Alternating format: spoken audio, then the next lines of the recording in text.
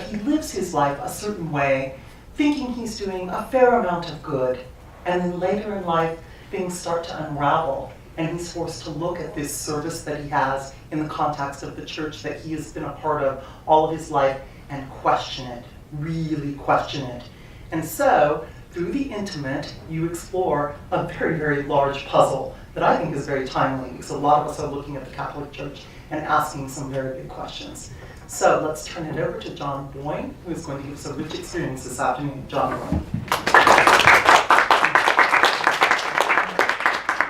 Thank you. Thanks very much for coming out today. This is the 8th city, I think, that I've been in the States over the last 2 weeks. I started off in the snow, and I was in the snow for the first, all until about 2 days ago. And now look at me, I'm in a t-shirt. But I'm going back to the snow after today. So I thought I'd tell you a little bit about this book and then read a couple of sections from it. Anybody familiar with my work in the past will know that I've written a lot about historical subjects, and I've never written about my own home country of Ireland before. I don't know if you can tell I'm Irish. But most Irish writers do tend to write about Ireland. Certainly all my Irish writer friends do. And I've never done that before in any of the books I've written, either for adults or for young people. And I have this theory that if you come from a small country, people always expect you to write about that country. And if you come from a big country like the States, say, or even Britain, writers are given the freedom to write about anywhere they want. And I had just never chosen to write about Ireland. You know, my imagination seemed to take me across the sea to other countries, to other situations. And I always said I wouldn't write about Ireland unless I had a story that I wanted to tell. I kind of hoped that story would one day come, but I didn't want to just force myself into it. Now, when I grew up in Dublin in the 70s and 80s, I grew up as a Catholic. The parish I was in was very Catholic. My next door neighbour on one side was the parish priest, and on the other side was 8 nuns. So I went to a Catholic school run by Carmelite priests. I was an altar boy. So I had the whole, experience really of growing up in a time when Irish society was very much indoctrinated by the Catholic Church, who kind of ran the government a little bit as well. It's something I turned away from a lot, though, when I left school when I was in my early 20s, mostly because of things that had happened as a kid to both me and my friends. And I got to a stage in my life where I felt a real anger towards the church, a real vehement anger towards it. And it surprised me in a way that no Irish writer was writing about this subject, the subject of the scandals, the child abuse scandals that took place in Ireland over those years. And I wondered why that was, but then my father told me a story a couple of years ago. There's a church in Dublin called Inchicore Church, and there's a grotto at the back of this church, and the grotto is a replica of the grotto at Lourdes. And my dad likes to go there and say a prayer occasionally. And he was driving home late one night in winter a couple of years ago. It's very dark, moon was out, and he stopped at Inchicore to say a prayer. And as he turned around the corner of the church towards the grotto, he could hear this weeping and wailing sound. And as he got closer, he realized there was a man lying face down on the ground, a priest, just weeping. And then he heard another voice, and it was the voice of an elderly lady who was sitting in the corner of the grotto, and she was also weeping. And for whatever reason, my dad decided, he felt in his head that this woman was the mother of this priest, and the two of them were just sitting there, expressing some type of grief, regret, whatever it was. He turned around and left, and he found it a very startling and upsetting moment. So he told me this story, and in my head I immediately thought, this is the beginning of a novel. This is how you start a story really about the church at a point where I wanted to take the church through about 50, 60 years of Irish history, but I wanted to start with that point where a man would see that exact image. And so my narrator, Father Odrin Yates, is the man who takes my father's place there in the opening chapter.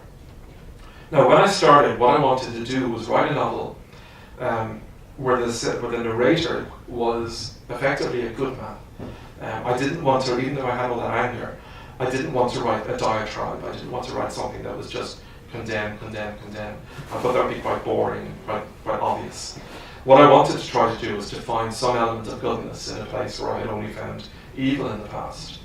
And I thought about all those priests who had lived their lives in the church and who had had committed no criminal acts, who had tried to live good lives, and who had got to an older stage in their lives where they felt tarred by the same brush as those who did commit those acts, and how difficult that would be, and how heartbreaking and tragic that is for those people. And that's where I started from. But the voice sort of changed a little bit as I wrote it, because even though Odran has committed no criminal acts, he does represent for a large part of the book all those people who knew what was going on and did nothing about it. And I thought that if the novel wasn't called A History of Loneliness, it would probably be called Complicity, because complicity is the word which really defines Irish society, both within the priesthood and without it, with parents and everything, over those years.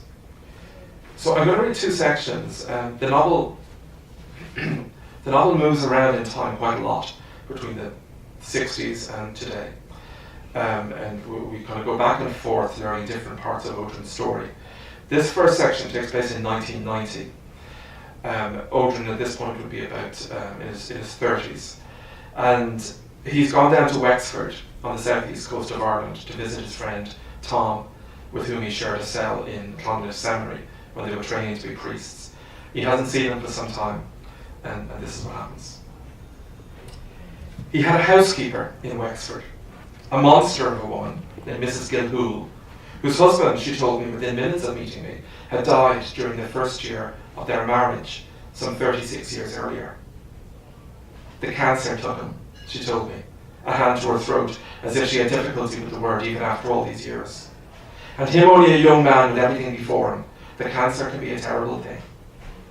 It can be, I agreed. Did you ever lose anyone to the cancer, Father? No, thank God. Are your mammy and daddy still alive, Father? My mother is, yes, I told him. My father died when I was just a boy. Was it the cancer, Father? I stared at her. It was difficult not to laugh at her terrible obsession. No, I told her. I've said already. I've lost no one to that disease. Do you mind if I ask how he died, Father? He drowned, I said. There's a man lives 2 doors down from here, and he drowned it last winter, she told me. She pronounced the word drowned it with 2 syllables. And my uncle on my mother's side, he drowned it in Lough Neagh on his 21st birthday. And my late husband's sister's brother-in-law, he drowned it out in Salt Hill. She paused and shook her head. Something told me that, like Peg Sayers, whom she vaguely resembled, she had an army of the dead marching behind her, wringing out their wet clothes, whose stories she would be only too happy to recount. It comes to us all, I said, trying to sound cheerful, but sure, we might as well try to enjoy life while we have it. She raised an eyebrow. She seemed unconvinced by my platitude. Have you known Father long? She asked, nodding in the direction of the hallway where Tom was engaged on a phone call. 18 years now, I told her. We met in the seminary at Clonmel. We started on the same day. I see, she said, sizing me up and down. Of course, we had Father Williams here for the last 22 years. A lovely man, a saintly man. Did you ever know him, Father? I didn't know. We were sorry to lose him. Did he drown? No, he was moved. And sure, wasn't he already in his 60s? So what was the point of moving him anyway? He was very upset about it. They put him across to Waterford. Can you imagine living there, Father? No, I've never been to Waterford. I have. They're very dour people, and I wouldn't trust their meat. Father Cardinal is nothing like Father Williams, she said. You're not getting along, I asked. I'm saying nothing, she said. And she would listen to me if I did speak. They're not gone on women being heard in the bishop's palace. I frowned, uncertain what she was getting at, but the door opened then and Tom came in. Bloody Gardaí, he said. They say there's nothing they can do about it unless they catch the villain in the act. How are you, Odran? He asked, turning to me. Are you well? How was the trip down? Did Mrs. Gilhool give you a cup of tea? I offered, she said. He said no, I don't ask twice. Come along in here with me, said Tom, leading me into his office. That woman will be the death of me, he said when we were alone, if she is a woman. I have no verifiable proof on that score. Did you see the beard on her? It's like living with the billy goat's gruff. What was it with the Gardaí, Tom? I asked. Is there trouble? He pointed out the window towards the street beyond. I have a car parked out there, he said, a grand looking thing. I bought it when I was in Longford and I drove it down here when the move came. 2 weeks ago, I went outside first thing, only to find that someone had scratched the paintwork. Ran a key all the way down the side of it, if you could believe such vandalism. It cost me £6 to have it redone. £6! I had to take it from the collection box on Sunday because I don't have that kind of money to spare. And now only this morning didn't I go out to find that someone has put a brick through the windscreen. What kind of person does such a thing, Odrin? Can you tell me that? I have a fella on his way out here now to fit a new one, and that's going to cost me another £3.50. And the Gardaí say they can do nothing about it. Actually, it'll be kids, I told him. Do you have a lot of young people on the streets here at night? We do not, he said, as if I'd insulted the honour of Wexford. This isn't O'Connell Street in Dublin, you know, with your burger restaurants and your tracksuit shops and your penny arcades. The young people here have a little bit more about them than that. Well, someone must have done it, I said. Yeah, and I tell you what, if I find out who it is, I'll bring his bloody neck. I turned away and looked around the office. It was stale and tired, with drab wallpaper and a desk that looked as if it might fall apart, but the bookshelves were filled with religious books, which surprised me a little. They belonged to that last fella, he said, seeing my expression. And the cheerful decor was his idea too. I'm having all the books sent over to Waterford next week. I want a shot of them. Would you not have a read of them yourself? I asked. Are you joking me? Should they bore the hind legs off a donkey? And that one, I asked, pointing at a paperback on his desk that from what little I knew of Father William's taste, seemed out of place here. The Commitments? Asked Tom. No, that one's mine. Have you read it? The language in it. It'll make a gypsy blush. It's a howl, though. Oh, I've heard about it, I said. Some of the lads in the school said something. And look, he said, going over to a side table and picking up another book. Here's another one by the same fella. About a dirty little slut up there in Dublin who gets herself pregnant. There are some filthy pieces up there all the same, aren't there? You must see them all the time, walking around with next to nothing on, their bits on display, giving everyone an eyeful. There's always been wild ones and tame ones, I said, wishing we could talk about something else. A long silence ensued, an uncomfortable one, and finally he glanced up at the wall clock and simultaneously the doorbell rang. I was just about to tell you, he said. I have a couple of parishioners to talk to, a mother and her wayward son, if you please. One of my altar boys, a grand little lad, but he's proving a bit of a handful at home, so she brings him here every week for a chat with me. Every week? I asked. Does that not take up a lot of your time? I don't mind, he said. The poor boy likes talking to me and I think I'm getting through to him. Will you meet me down at Larkin's in the village later? We'll say about 6 o'clock. A tap on the door, and Mrs. Gilhool stepped in. It's Mrs. Kilduff, she said, and her Brian. Come in, said Tom, beckoning them inside. A woman of about 40, nervous and excited to be invited into the priest's parlour, and a small, thin lad of about 8 or 9, who looked at us both through broken eyes. I wondered what troubles this child had seen in his short life that would require a priest's help. He looked shattered, poor fellow. I'll leave you to it, Tom, I said, stepping out into the hallway. Would you not stay, Father? Asked Mrs. Gilhool, emerging from the kitchen as Brian's mother left the house and the door to Tom's study closed. Maybe 2 heads would be better than 1. I know it wouldn't be right, I said. And then to my astonishment, she rapped on Tom's door and without waiting for a word from within, flung it open and marched inside. Mrs. Gilhool, said Tom, what do you think you're doing? Father here was saying he might like to sit in and see how parish work is conducted. Weren't you, Father?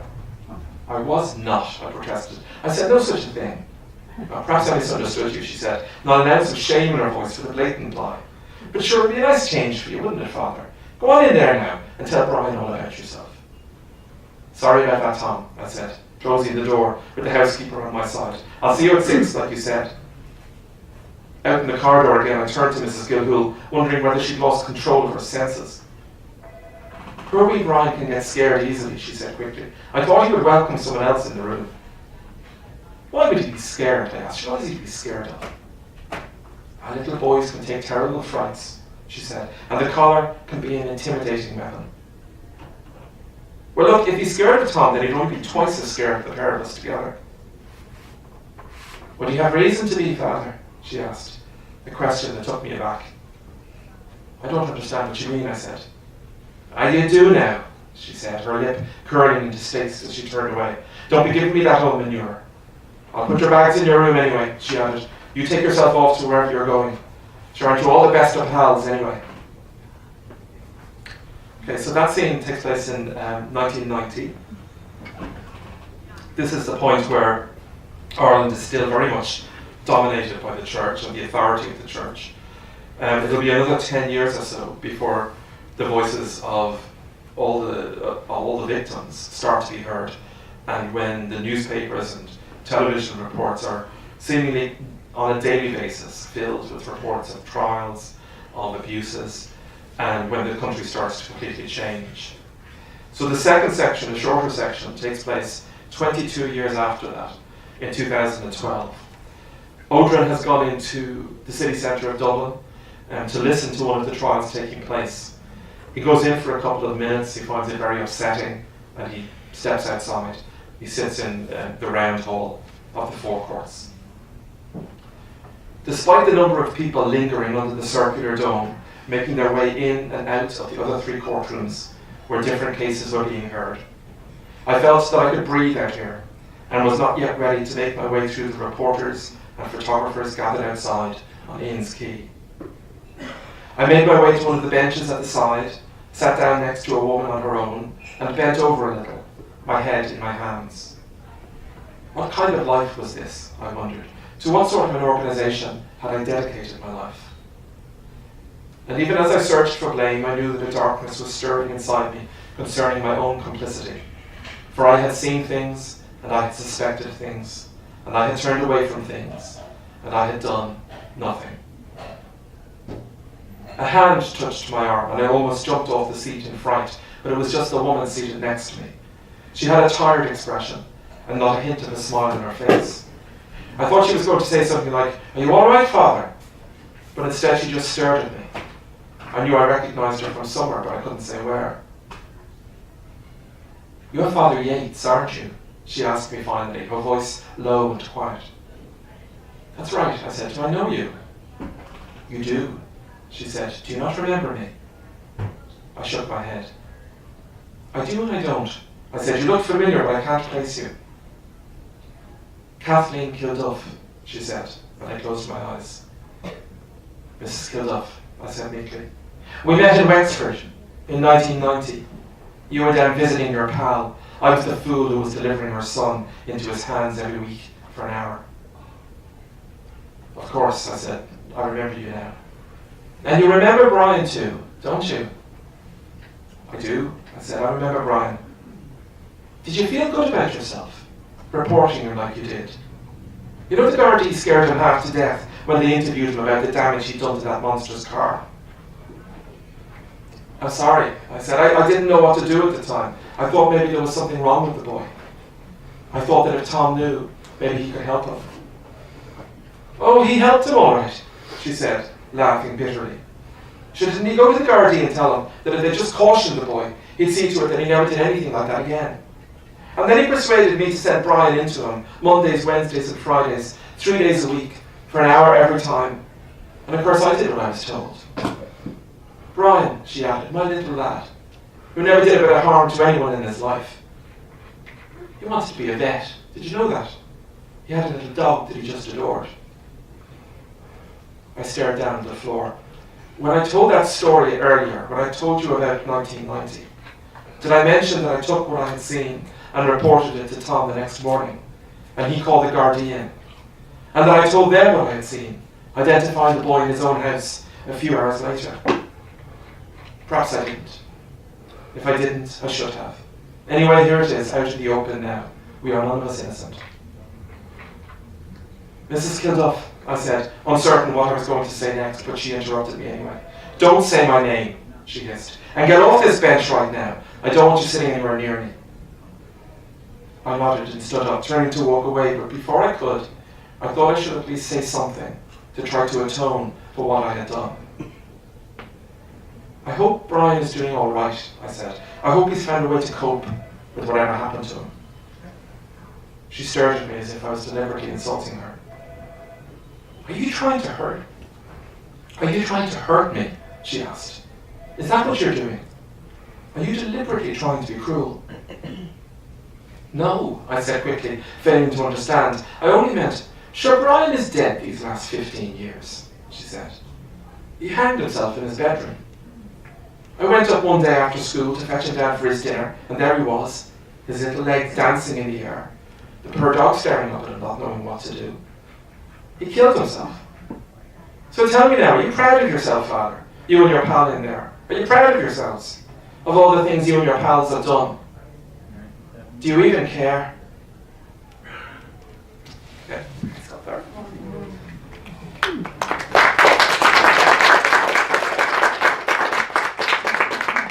Thank you. Okay, so maybe at this point I'll open it up to you. If you have any questions about this book or the themes that dominate it, or any of the previous books, I'd be happy to answer them. Any brave soul wants to start? Yes. In the beginning, well, when he is first ordained, when he's a young priest, he gets the kind of attention that he really doesn't welcome, people pushing food on him and stepping out of his way. And then later on, as you say, things start to unravel. In Ireland today, our priests, is there respect for priests, or is it a universal condemnation? Well, it's certainly changed a lot since I was a kid, for sure. When I was a kid, the priests were the absolute authority in everything, and there was absolute respect for them, and nobody would step out of line in front of a priest. And those scenes in the book, yes, were, you'd be sitting on a train, everybody would try to feed them. Pregnant women would stand up on a bus to let a priest sit down. Now, it's very, very different. I interviewed a lot of priests when I was writing this book, and heard the stories of how they live their lives now. And it's things like that they won't go into town wearing their clerical garb for fear somebody might spit at them. If they're on a bus or a train, there's always the chance someone's going to mutter the word paedophile at them. Their inability now to spend any time with children just in case they're accused of something, which is a tragedy in itself, really. The younger generation, people of my age and younger, I wouldn't say it's so much a case of there's no respect for them. It's more a case of there's just complete apathy towards them. That people of my age and younger just are not bound by religion in the way our parents were. We don't really seem to have any interest in it. And I don't have no idea about the religious inclinations of any of my friends, because it's simply not a subject that ever comes up. But I would be really shocked if one of them said that they went to Mass, for example. I wouldn't condemn them for it, but I would be really, really surprised. And certainly with young generation, my nephews and nieces, it's just simply not a part of their lives. And that's because, not just because of all the crimes that were committed, but it's the cover-ups. It's the cover-ups that lasted for so long, and the manner in which the Irish Catholic Church has continued to defend itself against the criminal charges, and refuses to sell land in order to pay the debts that the courts have placed upon them. It's the lack of caring and the lack of taking of responsibility for what they've done that has shattered the church there. And there are no vocations anymore. At its peak, there used to be about 1,800 vocations in Ireland a year. Last year there was 3, not 300, 3. And again, when I was a kid, we used to send a lot of those priests off to what we called missions, in Africa and South America. Now those priests come to Ireland because there isn't any young people signing up to be priests. That's for a variety of reasons. It's not just the things that are happening in the church, it's the issues of celibacy, it's the issues of the church's attitude towards women, towards marriage, towards homosexuals, where young people just won't buy into any of that now. So it's completely changed. Yes? Well, you mentioned the church's attitude toward women, and in this book there are some comments about that attitude. For instance, Audryn's mother, when she goes to the priest because her husband drinks away all their money or something, and he basically doesn't take her seriously, you know. Well, there's he's just more a better likely to way. blame her. Yeah. Yeah, don't Yeah. nag him so much, and that kind of thing. Well, I think the subjugation of women has been a particular hobby of the Irish and the Irish Catholic Church for a long, long time, and you know that's changed now, of course. But when Odin's mother in this book works for Erlingus, and when she gets married, of course, she's not allowed to work for Erlingus anymore. She has to quit because it's against the law to be a married woman working. Or it was then. And my mother worked for Erlingus, and she had to quit because the society said that, and the law said that a woman had to be at home, cleaning the house, minding the kids, making the dinner. Women weren't allowed into university until about 60s, 70s, and when they were allowed into university, they had to wear skirts. And there was people whose actual job it was to patrol the university grounds to make sure that no woman was wearing trousers. So a lot of you would be sent home today.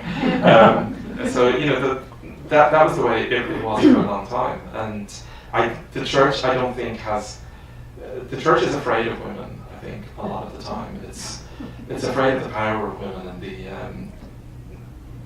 the manner in which men fall for women. I think, and it's terrible, really. I mean, the notion of celibacy, the notion of priests not being able to find a wife is ridiculous to me. That the notion that somebody can't be better at their job if they have love in their lives, if they are giving love, it makes no sense. But they of course don't want to promote women at all. Again, when I was growing up, men were allowed to read the lessons at Mass, and women cleaned the church afterwards. Men would organise the family days and all the events, but women had to cook all the food and clean up after it. So it's been like that for a long time. Then in 1990 we elected our first female president, Mary Robinson, who then went on to be the UN Commissioner for Human Rights. And for 21 years we only had a female president, in fact. There was two, one for one term and one for two. And things really started to change then. Mary Robinson was a big change in the country. And at the time, the government and the church were not in her court at all. And I can remember being about 19 years old the night she got elected, and she was on television thanking Minona Heron, which is the Irish for Women of Ireland. And she said it was the Minona Heron who had got her elected, and it was a turning point in Irish history that night, a very important moment. Yes. So I read Stay Where You Are and Noah Barley Water, and I don't know if everybody else here has read the teen books, but I think you have such a different way of looking at things. I wondered if you wanted to address how you came up with those books or what those books meant. Yeah, with the books I write for young people, what I try to do is I don't make the language any simpler. I don't make the themes any simpler. I've written four. One is set during the Holocaust. One is about the death of a parent. One is about a child who's abandoned by his family for being different. And one is about the trenches of the First World War. So these are serious subjects. What I try to do is put a young person, always a 9-year-old boy, in the centre of a very adult situation and see how he copes with that. And I remember when I was a kid, the books I liked were books where kids had to, like David Copperfield, had to be the hero of their own story. Didn't need an adult to come in and save the day. And they're always third-person books where the child in the centre of the story is usually not completely aware of everything that's going on, but you, the reader, whether you're an adult or a young person reading it, is one step ahead of the character. And I always make the characters in those books, the four boys who are at the centre of each of those stories, they're always very good-hearted, optimistic, cheerful. No matter what life throws at them, they just keep smiling. They're always passionate readers. And there's always a moment of hope at the end of the story. Even in Boyne and Striped Pajamas, there's a moment of hope when the two boys hold hands at the end because their friendship is stronger than the forces of hatred around them. So that's what I try to do, and I think it's important, if you're going to write for young people, I think it's important to write books about serious subjects, to not talk down to them or patronise them, to not simplify the language. If they don't know what the words mean, they can look them up, and leave them moved, leave them questioning the world and thinking about the world. I don't want to write novels about vampires and things like that. I want to write about, serious subjects, because that's what I read when I was a kid. And, I think we need to encourage that with young people. And I don't write series of books either. I think it's a real, publishers love that, 6, 7, 8, 9 books where you can package them all the same. But there's something, for me, I find it also cynical, why can't a book just have a beginning, a middle, and an end? And, I remember being with my nephew, who was about 13, 14, in a bookshop about a year ago when I was getting him some books, and he said to me, and he loves books. He said, "Why is it when I buy one book to read, I have to buy about 9 of them then?" And I thought, yeah, you're spot on. Yeah, why do you? Like, if you read one book by me, you shouldn't have to be obliged to read everything else I've written, although you should. But there's lots of other writers out there, so that's the way I approach it, and it's really important to me. Actually, I move back and forth between writing a book for adults and a book for young people, and I really enjoy doing that. Thank you. You ever see the day when there'll no longer be the important for the celibacy, the place celibacy? Will I see it? Do I think I'll see a day when celibacy won't be as important? I do, in a way, because I think eventually, if the church is going to survive at all, it has to embrace that, because young people are just not going to enter a church where, one's most primal urge, the thing that got us all here, that they can't do, that people just aren't going to do that. I do think Pope Francis, for example, seems to me in the last, whatever it is, 18 months or so that he's been Pope, seems like a very progressive individual. He seems like a decent person. I kind of wish he was about 20 years younger, so that he could really do something and pursue the line that he's taking.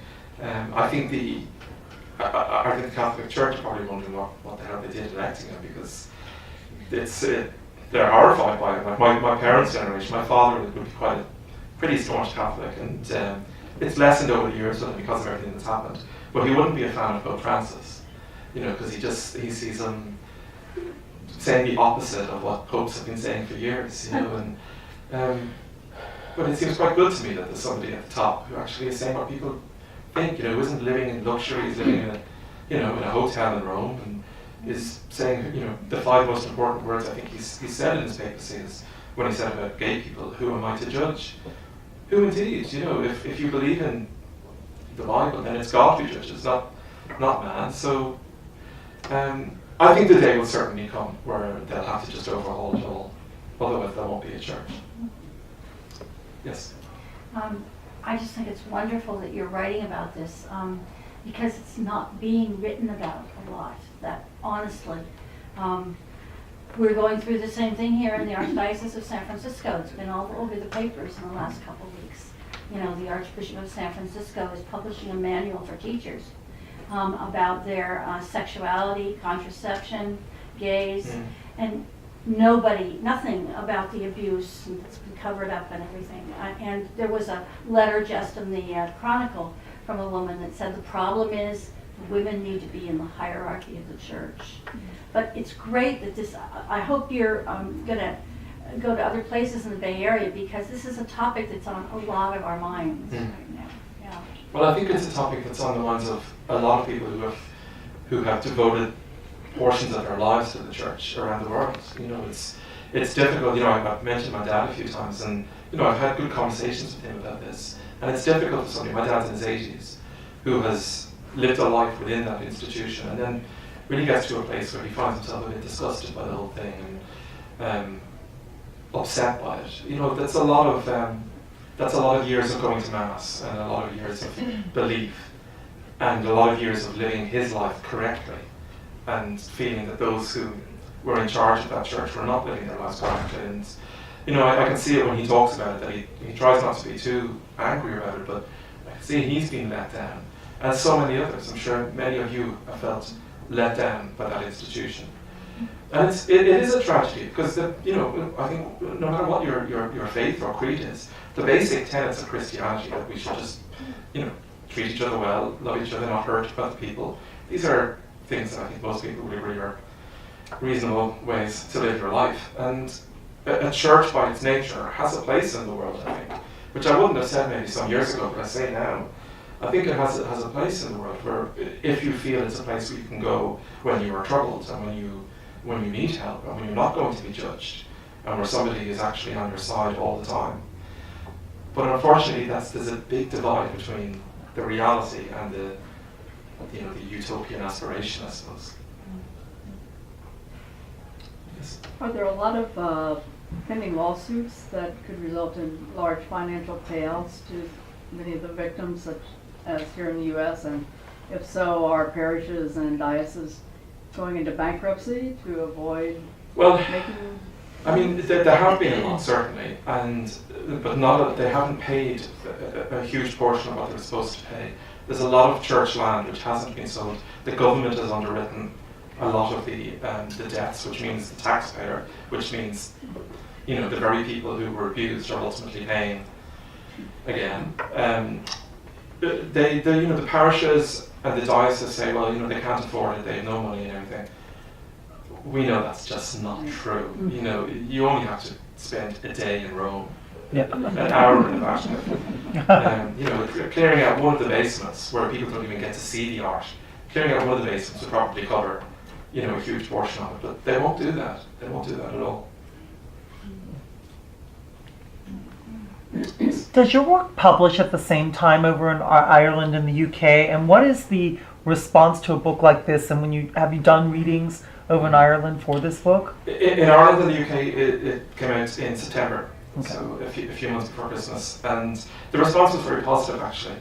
I was nervous about it because of the subject and because I hadn't written about Ireland, but it was very, very positive, and it sold very, very well for me, actually. And the only thing was there was a priest wrote an article in the Irish Times, which is our big newspaper, asking people to pray for my soul. It was actually fantastic. I was able to tweet that on Facebook. People could get on board with that. I don't mind people praying for my soul, please do. But in general, I think the response was very positive. The church, other than that, the church didn't get involved too much. When I was researching it, I spent some time in Rome, and I contacted the Irish College in Rome, which is quite close to the Colosseum, a college where, historically and even now, a lot of Irish priests in the final year of their studies will go. And I wrote to them, explained who I was, and what I was trying to do, and I explained to them I wasn't just trying to write a condemning book, but I was going to try and write something fair and balanced. And I wanted to interview people, I wanted to hear all sides of this story to understand it better. And we had a bit of a back and forth communication, but in the end they wouldn't speak to me. On one hand I could understand it. They think, okay, this is somebody sort of slightly in the media type world, and maybe this will backfire on us. But I wouldn't have used it in a negative way. I was really genuinely trying as a novelist to write something balanced and fair, and with characters that are difficult at times, that you're not sure. Like, we're all capable of good and evil, and I wish they had spoken to me, but they refused to. And I don't know whether they asked higher up for that. But I did send a copy of the book to the Pope, actually, when I came out. Well done. Oh, why not? Yeah. I wasn't expecting one of these.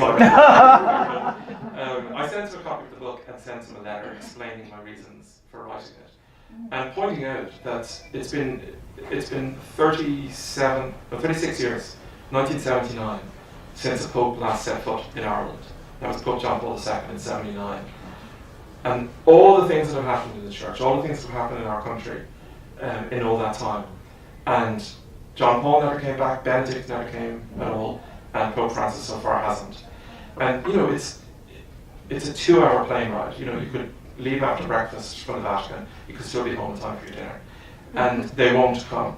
But he did write back to me, in fairness to him. Now he hadn't specifically read it, I don't think, but he sent me a note saying, he appreciated the sentiments of the letter. And I was quite clear in my letter what I was trying to get across and what I felt. And he said, look forward to reading it, and I'm thinking maybe one of these days my phone will ring. Louis does that. He randomly phones people. So, you know, wouldn't it be hysterical if it just phoned or rang now? But you know, I thought at least he wrote back. It was quite nice. You know, he does seem like a good guy. I hope he is. I hope he manages to do something. Do you think it's political that they don't set foot in Ireland? Oh, I think during all that time it probably was. I think they just did not want to take responsibility. That's right. Like John Paul and Benedict were the two linchpins at the top of this story. Whereas Francis, I don't think, has the same relationship with it as they did. Yeah. This is digressing a bit.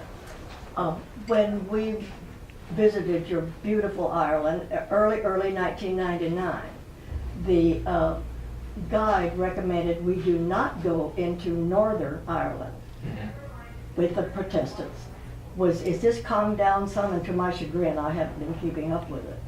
Oh yeah, it's completely over. Okay. The Northern Irish troubles. It's everybody laid down their arms. There's now a joint power sharing government between the Unionists and Sinn Féin, which is kind of like the old IRA. And everything is now done in a peaceful, diplomatic way. There are parts of the north which, you know, small parts which will still be holdouts, but like any city, there's places that you just wouldn't go. But Northern Ireland now, there's no bombs, there's no fighting. Everything is done through the political process, and there wouldn't be any time for it now either. You know, if anything, anybody tried to start that type of thing again, it would just be people just had enough of all of that. Also, Belfast is, if you ever do get a chance, Belfast is the most beautiful city, and I would recommend it. I was wondering if you said this was the 8th city or 8th reading that you had done. If you are enjoying your book tour better than one of your characters who said it just consisted of club sandwiches in hotel rooms rather than book festivals, where you could at least unpack. Yeah, there is a character. Odrin's nephew in this book is a novelist, and he's very, very handsome, and he's from Dublin. It's based on me, obviously. But yeah, he sort of, there's a few little kind of jokes in there about what it's like to do book tours. There's a big difference between book tours and festivals, because you do a literary festival, you might be in a city for a week with lots of other writers, and you can unpack and you can enjoy the city. In book tours, it's, you know, flight in the morning, maybe an interview in the afternoon, reading in the evening, back to the hotel, club sandwich, bed, flight in the morning, over and over, and it can be quite tiring. But I unlike Jonas in the book, I wouldn't complain about it, because I've been publishing books for 15 years, and I feel really lucky that I'm able to do the thing that I've always wanted to do. I feel very privileged to be in that position, and you know, to be able to come to other countries and people to come out, it's terrific. So I'm happy with it. I have had my fill of club sandwiches. Other than that. The boy in the striped pajamas was wonderful. I was wondering if you had a lot to do with the film. I did actually, yeah. I had quite a bit to do with the film. I worked very closely with the writer-director on it, and I was out there on set for most of it. And he would give me every draft, and I would read it and give my notes, some of which were taken on board, some which weren't, and that was fine. I thought he did a really, really good job with it. I had a lot of fun on it, because I'd never been on a movie set before. I mean, it's a dark subject, but it was very interesting to me to just be on a movie set. People always say, you know, this thing of, oh, it's really boring being on a movie set. Actually, it isn't. It's actually really fun. And the catering is fantastic. But you know, it was just, you know, one of those experiences that you might only get once in life, and I was determined to make the most of it. So I was very happy with it. The play just opened the night before I came to the States. We've been trying to do a play for years, but it was all locked up with rights with Miramax and everything.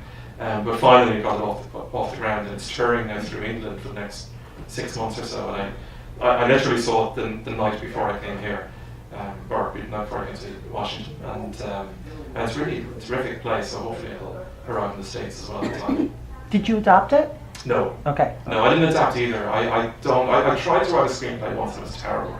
And I feel that some writers do all those things. I just really want to write novels, and I feel I tell the story in the medium that I wanted to tell it in the first place, and then I move on. And if someone else wants to take it on and do something with it, that's great. But I think you have to recognise your own limitations, and for me I just find it hard to keep writing dialogue without writing a lot of stuff around it, descriptions, and that I find it really complicated. Were you satisfied with the outcome of the Boyne? Oh, I was very satisfied. Yeah. I saw the movie. I thought it was very good. Yeah, I think it was really powerful, and it was the best kind of adaptation is the one that is faithful to the book but isn't enslaved by it. It can make its own, have its own independent life outside of it, and make changes which would seem that they could have been in the book. And I'll give you a good example of that. There's a scene in the novel where Bruno's sister Gretel, who has started the book as playing with dolls and is very little girlish, and then the dolls disappear and she replaces them with maps of Europe because she's following the Nazis for no other reason than she's a crush on Lieutenant Copper. And in the book, Bruno runs upstairs to her bedroom, looks around, and is surprised to see all these maps there.